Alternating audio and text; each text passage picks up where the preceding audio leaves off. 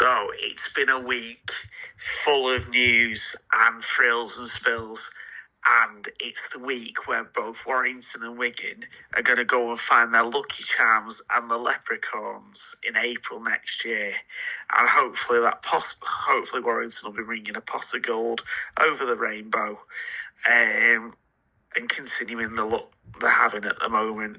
Welcome to the podcast, and Adam, welcome to tonight. Yeah, thank you very much, Rob. Welcome, everyone. We are very sorry. This is a little bit later than usual. Life gets in the way sometimes, and sometimes we need to try and fit it in when we can. But we're here now. That's the main thing. We're just in time for Bradford away on Saturday. But before that, we had a game last Saturday, and that was Castleford away. Rob, how did it go, do you reckon? Well, if you'd have asked me in the first 20 minutes, I'd have told you basically we were useless. Yeah. 16 points in 10 minutes by a side that are 10th in the table and that have lost, 65-70% of the games this year. Yeah, as I'm going to say, I know obviously I was wrong in the end, but I said we'd get beat. Castleford is a hard, they're another bogey team. They're another Warrington bogey team. We go there, and I know obviously I've been there when we've won, when Matty Ashton scored a hat-trick and stuff. I think it was 2021, but yeah, it's another bogey team Warrington have got, and that first 20 minutes, it could have swung either way, and yeah, Jason Gary was on fire. I think, was it? Or Dejan Arce, we say it all the time. He turns into a prime Nathan Cleary when he plays Warrington. And yeah, I was flicking back and two because I was like, I can't believe we're getting beat. And then I flipped back over, and I think we were in the lead. I think it was, I can't remember what score it was, but yeah, we were winning anyway. And then obviously it just went up from there. Yeah, well, it was 24-18 at half time. Yeah. So Warrington scored 24 unanswered points second half. Yeah. So they actually, whatever Burgess had said in the change rooms at half time clearly worked, because they went back to the basics. They stopped giving penalties away. They stopped giving errors away. I mean, I saw a few comments online saying this is what happens when you don't give your penalties and you don't give your errors, and you don't give your cheap field position up. This is what happens. This stay on top of the game. When you start giving the errors and penalties away, that's where you lose your game. Yeah, all they needed to be was basics, back to basics. Simple, fifth tackle rugby, kick the ball downfield, see the set out. That's all it needed. I think Castleford were just a bit trying too hard. I don't know what was going on with them at all. Now we are gonna come to this in a minute, but I'm just gonna bring this up briefly. Leon Hayes, how good? Yeah, I've mentioned it in previous podcasts, and I've been a critic of Leon Hayes. I've been a very bad critic of Leon Hayes, and yeah, I'll tell you what. When Williams gets back, do you even play Williams? Obviously, I know you're gonna. I don't know.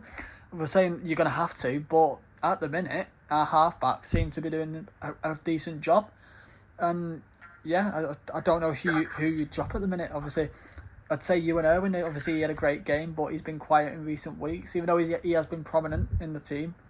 But who do you actually drop for Williams, or do you just play Williams in a big game? Obviously, we've got the upcoming. Obviously, we're going to try and get in the playoffs. Do you just save him for the playoffs and putting him in the reserves? I don't know. Do you know what I do with George Williams? Seriously, do what they do with Kai Taylor and put him on the bench. Yeah. But I mean, I saw something in the Guardian 2 or 3 weeks ago that he's ahead of schedule and will be back when we play Hull KR on the Tuesday night. Yeah. And whether he plays or not, I don't know. Yeah, that's what I mean. Do you even play him? Obviously, remember Sean Wayne in obviously England.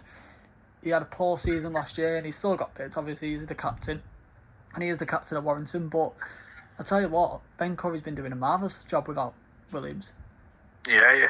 And you've got to say, why would you change a settled halfback partnership? Exactly, because it's just going to throw things in the air, isn't it?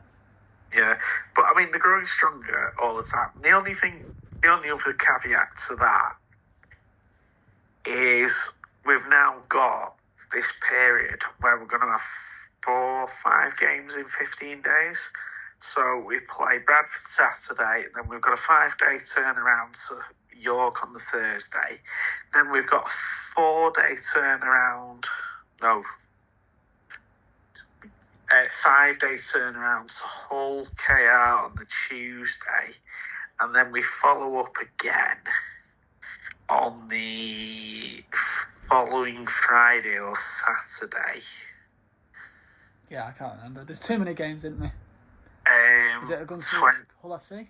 Is it? It's Hull FC away on the 22nd, followed by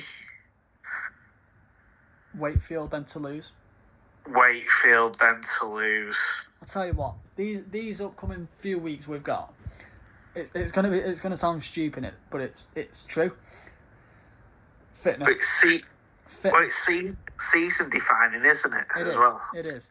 I obviously I can see us winning most of them games, but I think this will see where Warrington actually are. If they want to be a champion side, it sounds stupid like I've just said. Fitness, it's going to be a massive factor into this. I think Burgess is going to rotate the pack a little bit every week. He's going to throw a few bit more reserves in there, maybe just to rest a few bodies. But yeah, fitness is going to be a massive part of this the next few weeks, and I'd say obviously this week against Bradford, we've got Kai Taylor-Ray in the reserves.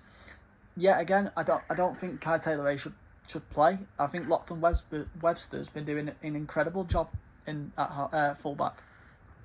Yeah, well, we're going to come on to this anyway in a bit. But in the Guardian this week, Kai Taylor-Ray has been... Sam Birdie said he won't play this week. He's going in the reserves because he needs a lot more game time. So he's going down. He's going to play at Wigan in the reserves and give him some more game time because Burgess said something about there's parts of his game that he needs to have a look at. Yeah, again, I'm not a critic at all, but Kai Taylor-Ray's got a massive head on his shoulders. He's obviously got that number 1 jersey at the start of the year. Everyone was slating him off, and he did really well. Saints' first game did really well, but there is a bit. I don't blame Burgess. He has got a bit of game he needs to tidy up, and now we're getting near to the end of the season, and it's getting knockout football. You need your best players in them positions, and if Kai Taylor-Ray isn't good under pressure, then get him out, get someone else in who is good under pressure, because all it takes is a drop ball and a try goes over and we've lost the game. But yeah, we'll talk more about that in a bit. But yeah, Castleford, I think Toby King, Matty Ashton, that partnership was phenomenal. Phenomenal again. But that was where's that been all season? Do you know what I mean? Working together. Yeah. But it shows though when you start moving the ball, and I'm going to give Ewan a lot of credit for this because he's been shifting that ball about and trying to create holes. When they start shifting the ball to the edges, and you create gaps. Yeah. And the gaps created for Matty Ashton's first and second tries and whatever were exploited really well. Yeah. And it was it's the simple things as well. It's the quick play, the balls, it's getting on the front. We've said this all the time, and it is pretty simple. In rugby league, you can get on the front foot like that, then there's no reason why you can't win games. No, like we played Hull KR, we beat them at their own game. Jez Litton is I've got to stop saying that word. Jez Litton, he's class from dummy half, and Danny Walker just picked his pockets every time. Yeah, absolutely, and I think that's the thing. you can get any. It doesn't matter which team you are. You can be Warrington Wolves, you can be Penrith Panthers, you can be Brisbane, whoever. With Hull, I'll come on to Hull in a second because they've just put a real dent in Saints' playoffs this evening by winning 32-18. So you think we've got an uphill struggle? I think Saints are going to have a real uphill struggle in the next couple of weeks. Yeah. But you get that quick play of the ball, you get that roll on, then your team becomes hard to stop, and it showed. And with getting a roll on Saturday, like Toff Sipley, Joe Philby, when they come off the bench. I mean, we were gonna come on to Toff Sipley, but I'll do it now. How good was he again on Saturday? The last few games, he's shown why Warrington have signed him. Obviously, he's been a bit hit and miss from injury, hasn't he? We've mentioned it a few weeks. But yeah, like me and you were messaging throughout the week this week, and I think we've started to get the good reason why we've signed Sipley. I don't know if he was homesick or obviously like some players not adapting to the lifestyle over here, but probably fully fit as well now. Yeah, but possibly when we played Gould, he was brought back a week too early. Yeah, and it just meant that maybe he wasn't as fit, and that was probably more the desperation for trying to make sure we had players on the field to play. Yeah. Sort of thing. But I mean, he's been class. I mean, it's not the worst thing. If Toff Sipley's had another injury, he can get on top of that. They've clearly the medical staff have cleaned it out and done what they needed to do. And he's obviously been able to sort himself out and get into a good position. But it showed on Saturday, when you get that quick ruck speed, when Joe Philbin and Toff Sipley came on, they got good roll on and they got good ball off it. Yeah. I remember obviously Joe Philbin. Obviously, Adam, who joined the podcast with us a few weeks ago, he doesn't really like Joe Philbin, and he always goes, like, when he knocks the ball, he goes, first run Joe Philbin made, he knocked on. And I messaged him saying, Philbin's knocked on. But it was a high shot, but that proves he's a hard-hitting player. If he's running the ball in and he gets a high tackle against him, that he's dangerous. And I keep saying, my cousin keeps saying to him, he's the top meter maker in Warrington this year, and that just proves he is making the meters and he's doing a bit of business. Yeah, and we won the post-contact meters, and I think to do anything, you've got to win those post-contact meters. Yeah. I mean, after those tries went in at 16-6, Warrington fought back, and they fought back really well, actually. They didn't panic about things. And what I liked was Leon Hayes was kicking Cass into a corner, and he was making them work out. So you put a square where the wingers are. That is what Leon Hayes was hitting each time. He was hitting that square. Once you hit that square in that 10-metre area, then it challenges the winger to work it out, and it puts the attacking team, when they get the ball back, on the back foot all the time, because they've got to work themselves away from that area. And the more you do that, the tighter you become, because you're defending and you're going on your back foot all the time. And that's what Leon Hayes did. Every time he put it in that corner, and every time the winger had to work it out, and it worked because it tired Castleford down. And that's actually why they give a sin bin away as well. Yeah. How nice was that from Leon Hayes as well, that chip ball? Where's that creative Warrington been for years? Like, we don't see it anymore from fifth tackle kicks. It's just simple.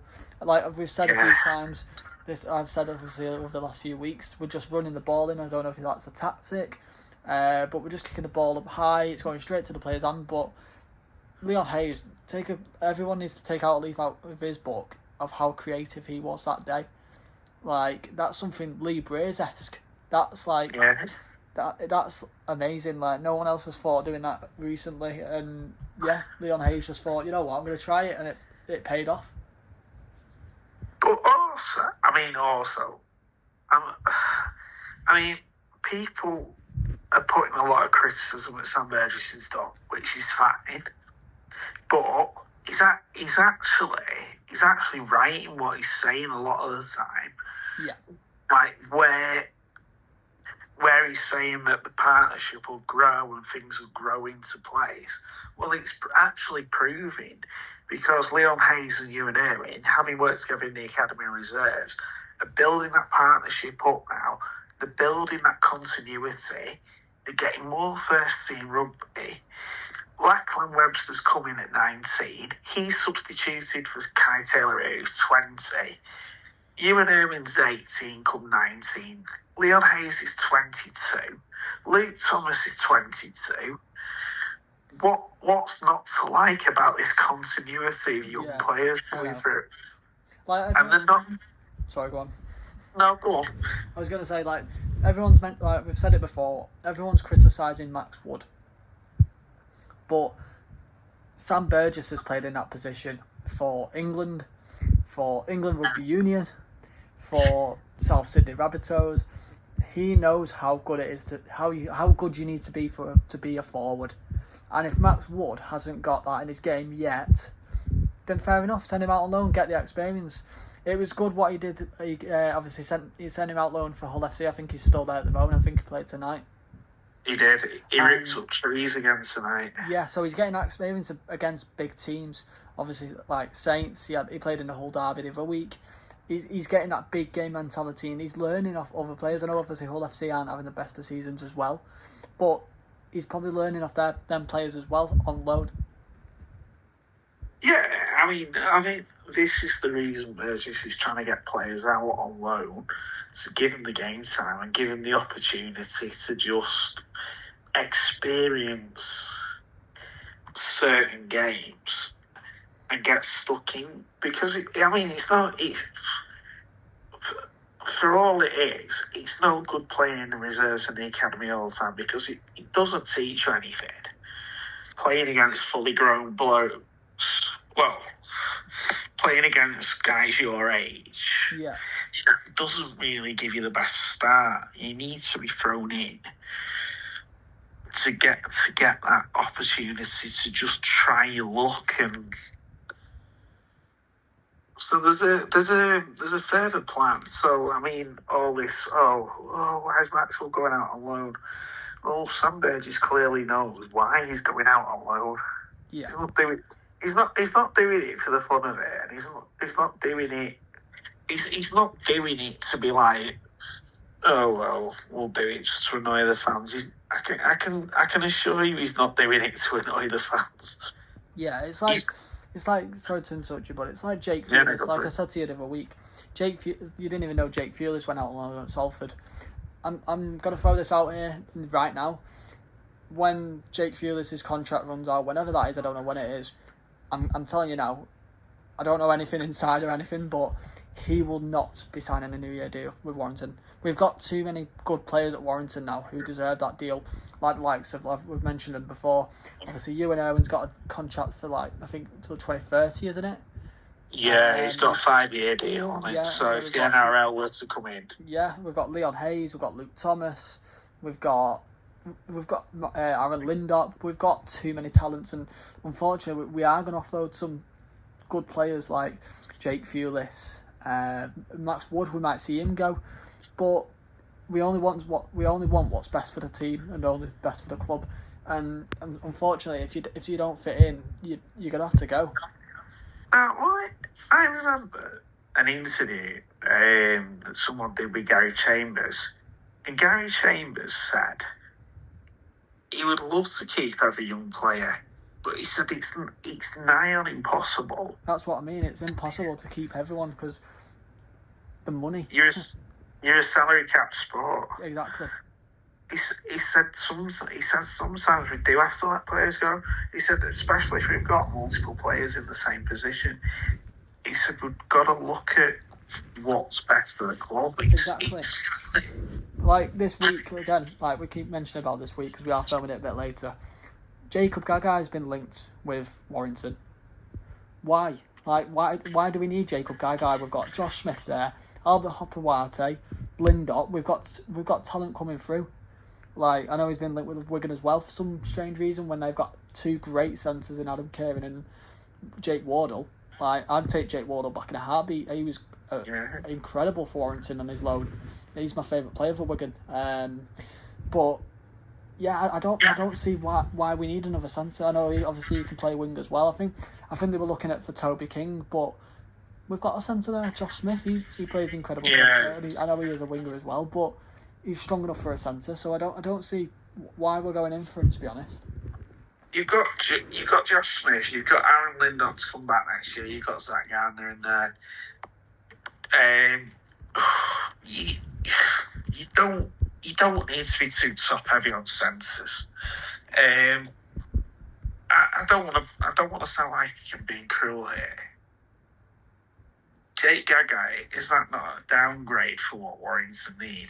Yeah, exactly. And I'm not trying to be cruel when I say that, but he fits in fine at Huddersfield because there's less expectation. There's less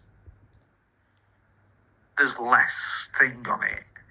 But if he comes into a squad like Warrington, would he be as world class as he is at Huddersfield? Does that make sense? Yeah, no, I don't think he will.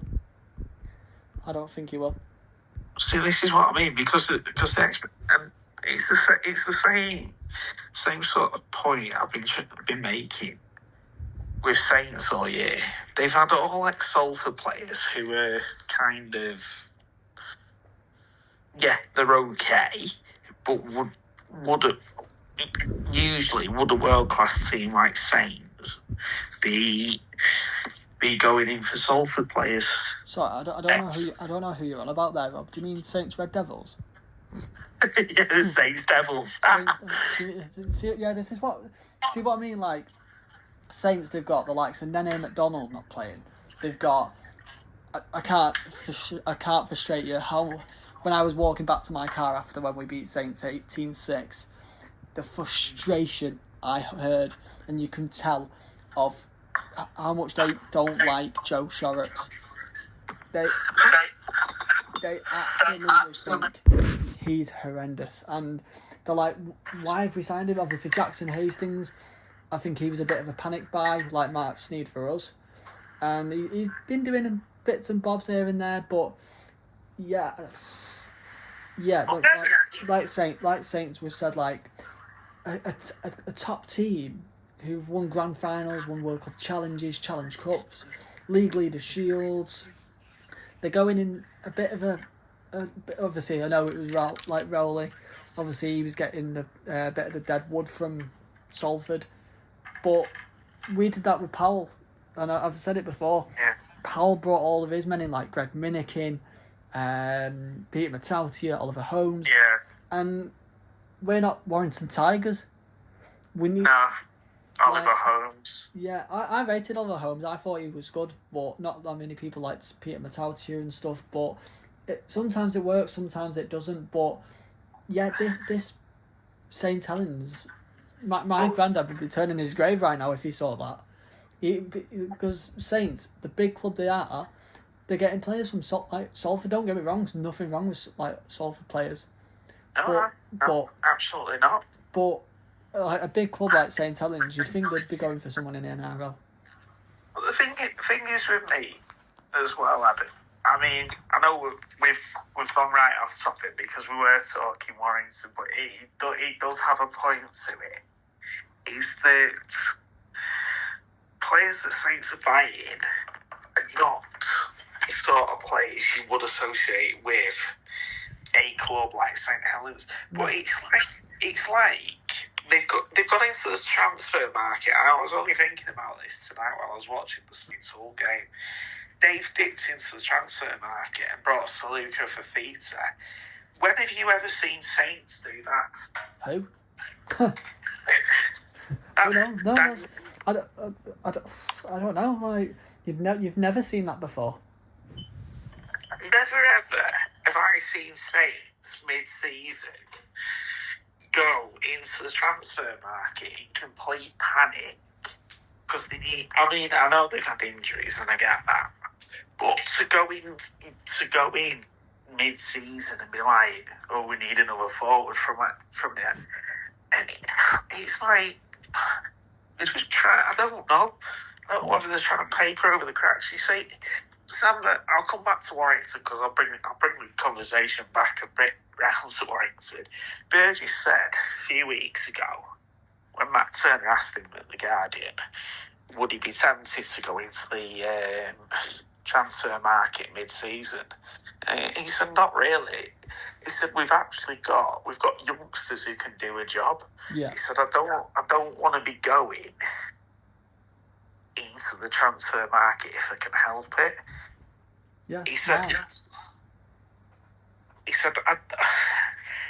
I think the wording was that he didn't want to go into the transfer market and add something that wouldn't be there, if that makes sense. Yeah. There's no point spending useless money. Like, if we've got the players there in the academy, use them, get them that first game experience. Like we said before, there was an on loan player at Salford a few months back at the start of the year, Tom McKinney. Where's he? He's a class player, and he's not playing. And I think we've just got too many talents. But yeah, I don't see us nipping in for the transfer match. Obviously now anyway, it's near the end of the season, but we don't need to. We don't need to save the cap. I mean, we have done in the past. We brought Ryan Masterson last year.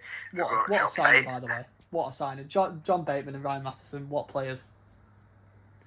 Oh, yeah. And it would be great to see John Bateman back at Bradford next year. I think he's going to retire when obviously his seasons have run out with his contract. But yeah, he was a great servant for Warrington.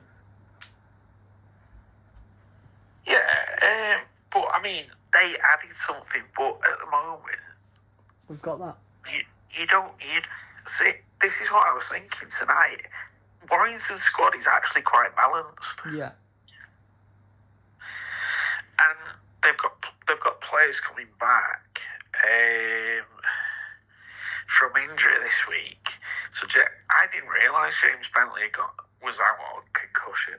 Oh no, I didn't. No, well, yeah. According to the Guardian, he suffered concussion a couple of weeks ago against Lee.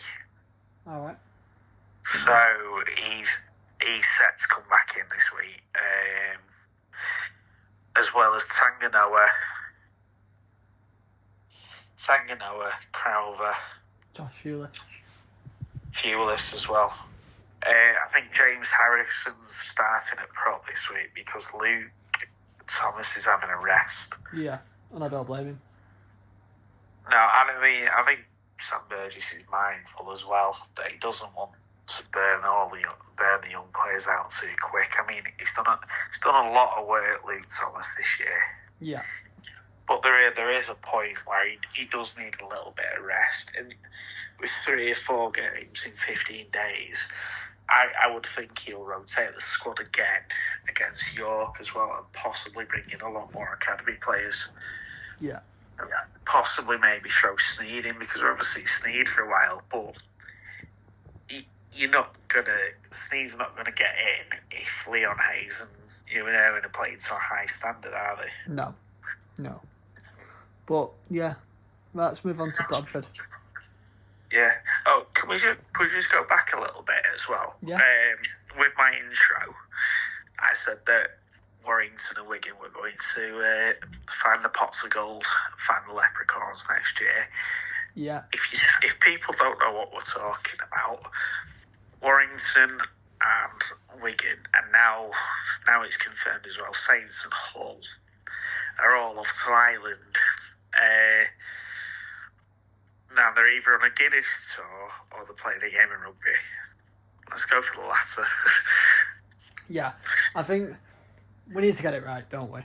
I think I'm going to swear again, to pardon my French, but I think everyone will agree.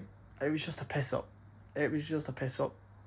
And I can see, obviously, fans have turned it down in the NRL. Like the West Tigers don't want to go. Benji Marshall's West Tigers don't want to go because it takes a whole... Like, Hull KR might be having the effect what we did last year when we went to Vegas. Like, it takes a lot out of your season. Obviously, I know it's jet lag and stuff, and I know people are going to laugh at me when I say jet lag, because the jet lag doesn't last this long, but when you're playing rugby week in, week out, it knackers you. And...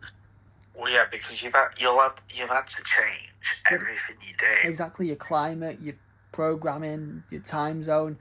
If you go out that system, you've gone.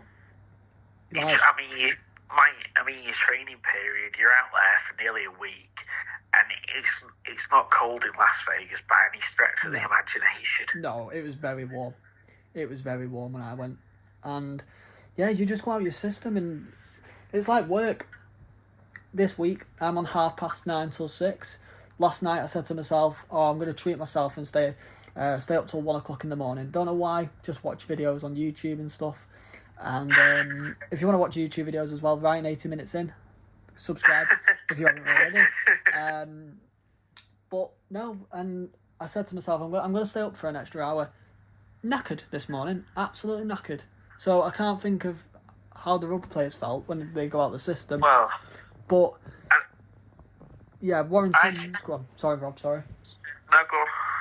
Warrington need to get it right this time. They need to. Yeah. Obviously, they need to get it right. We need. If Burgess wants to prove to the fans that he wants to change this team, he wants to have them competing for grand finals, he needs to change the man himself as well. Because, like I've said before, I think you asked me last week, Rob, is Burgess the man? And I said before, going on that bike in a nightclub in Vegas, I went to that nightclub and it was crazy. And don't get me wrong, I know you can enjoy yourself. You can enjoy yourself. You're all out there, but it doesn't have a good look on you, does it? No, it's not a good look, and you would think that Sam Burgess is probably a year further on. He'll be a little bit more mature about things. And if he's not, I'm pretty sure, and I'm 100% sure that Warrington, the White Army Army will not be happy, and they'll be saying get rid. Well, I would be 99% sure that the owners have already come down pretty hard on him about his actions in Vegas. Yeah. I mean, going to Ireland next year, it's a chance to showcase what rugby league's about, how it's played. They love the contact sports. The game will be played at the stadium of the Irish champions, Leinster. Yeah. Who've won quite a lot of silverware over the years. They've won a lot of European Cups. They won a lot of the Irish League, or whatever, however they structure it. It's a massive opportunity. It's a brand new facility. Well, it's all been rebuilt. Yeah. But it's a massive opportunity. And Warrington and Wigan are obviously leading on this again. This is going to be Warrington's home game against Wigan. Yeah. So, because for Vegas, Wigan sacrificed the home game with Warrington to go over to Vegas. So Warrington are returning the favour and sacrificing a home game to go over to Ireland. And it looks as though people are talking about it already, and it looks as though people are buying into it as well. And so it'll be a good experience for people. And yeah, I booked on last night. I'm going on the ferry. I'm going on the Saturday morning on the ferry. Get there about 12 o'clock in the afternoon, and then I come back on Sunday. I think I get back on Monday morning at 1 minute past 12. Believe it or not, but I just hope we get the job done and we just focus on the 2 points. Don't focus on anything else. And yeah, it'd just be like a Catalan trip. I'd see it as a Catalan trip. yes. It's only it's not even half an hour on the plane. And no, it's 40 minutes, isn't it? Yeah, and like the lads need to get their heads screwed on. And like I've said before, if Warrington want to prove to the fans they want to compete for grand finals, they need to get their heads on gear. Saints and Hull FC obviously joining in the party. I've seen a few people say 80MinutesIn, poor man's Vegas. Obviously they don't want to go to Vegas and stuff, so they're coming jumping in on our party. But you know what? Let them. If they want to come in and join the party, let them, because the more exposure Rugby League needs at the minute, let them come along, because we know, obviously, me and you, Rob, and everyone knows Rugby League at the minute, not in the NRL, but obviously Super League is a dying sport. Yeah, it doesn't get the media, the attention. It doesn't get anything it deserves. I mean, it does a lot. It does a lot for people. It does a lot for people's mental health. They do a lot within the communities. I mean, they were talking on the radio about Premier League footballers being so distant away. Well, they were talking about FIFA and something else, but they were talking about Premier League footballers being like, the game's gone because of all the money in it now. And I think, like, I get football's the national sport, but you never see like the players kind of interacting with the kids and things like that. No. And I think that's what kids need. If you want to grow your fan base, I mean, I'll give this to Warrington. No matter whether they win or lose, they stay out all the time after the game, go around and make sure all the kids and stuff get photos. Yeah, well, I feel like we're going in a vicious cycle here, Rob. I'm going to say it again. That fans forum at the start of the year, there was a woman there, and she proper kicked off with Sam Burgess. And she said, "Why don't you come over to the south stand and clap?" And Sam was like we're doing. And she went, "No, you don't."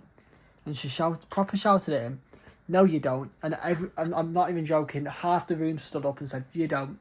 I think they must be obviously south stand. Obviously, I'm an east stand. You're a west stand. But like Adam said, I'll get more on this with Adam next week, because Adam's taking in your place.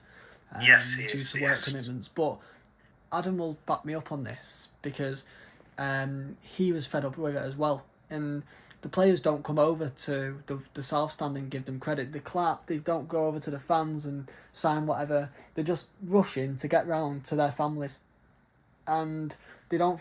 The south stand the south stand's the voice of Warrington, and they didn't feel appreciated enough. That's why you see them more now going over to the south stand, because that woman proper ripped into Sam Burgess. Yeah.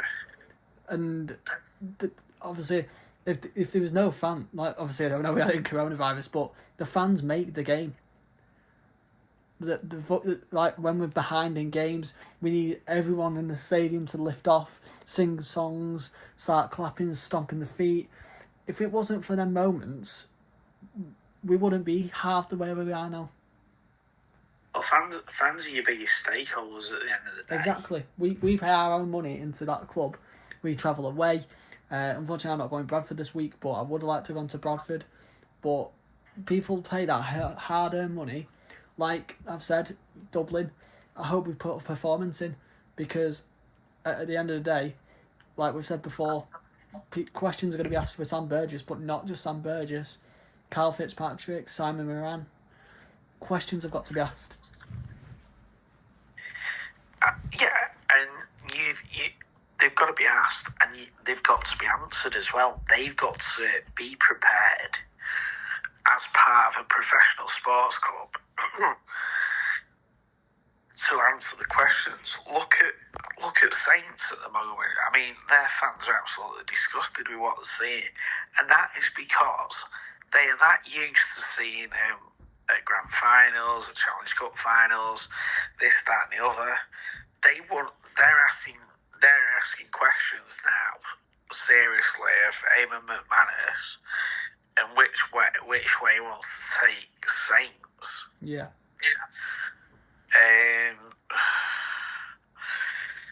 Because this is not the way, really, that Saints should be, No. is it? No. But let's get on to, obviously, Bradford this week. Bradford, they've got loads of injuries. Should we get the job done? Of course we should. But, I mean, the one thing they've got to do, and they're probably more acutely aware of this, is they can't just turn up and expect a walkover, because Bradford are quite a determined team. Yeah. No matter who they've got in that on that pitch, they're still a determined team. Yeah, they've got the likes of Caleb Akins, Ethan Ryan's putting a shift in this year. Joe Mellor. Joe Mellor's always dangerous against us when he used to play for Widnes. Is it Jaden Nicarima? Yeah, Riley Dean. Yeah, ex-Warrington man. But yeah, they've got strike player. What's that, sorry?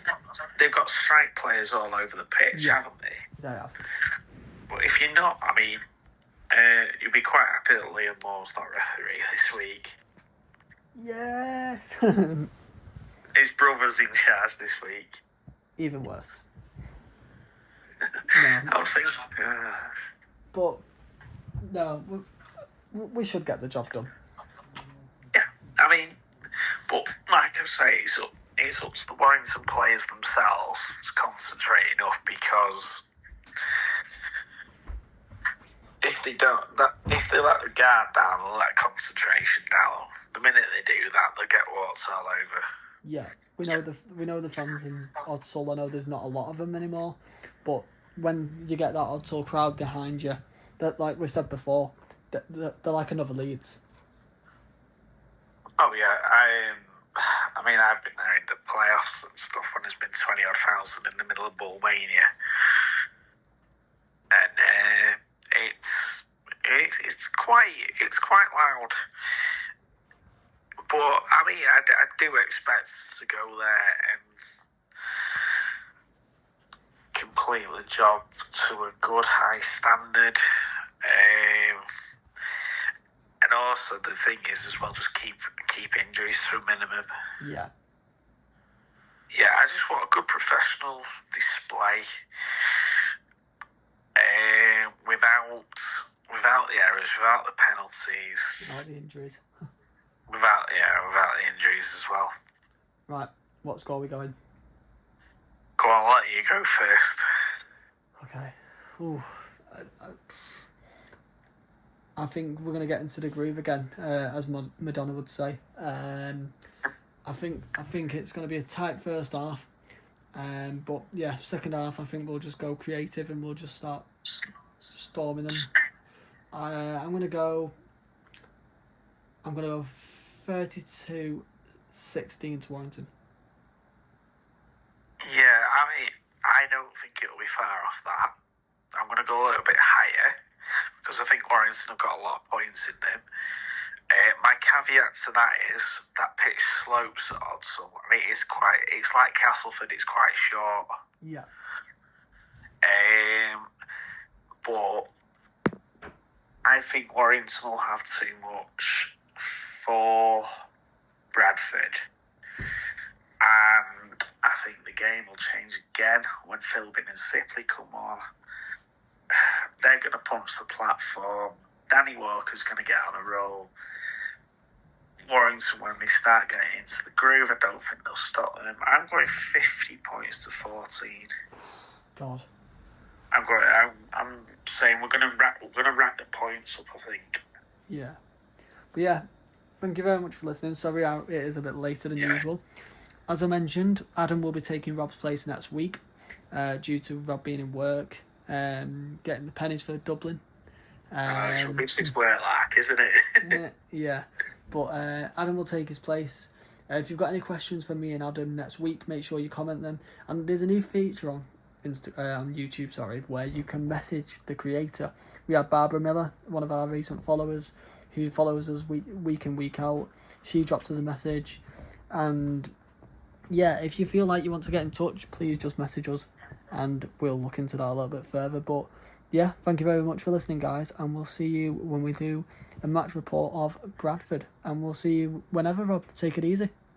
Yeah, take it easy, and hope you and AJ have a good time on the podcast next week without me. Thank you very much.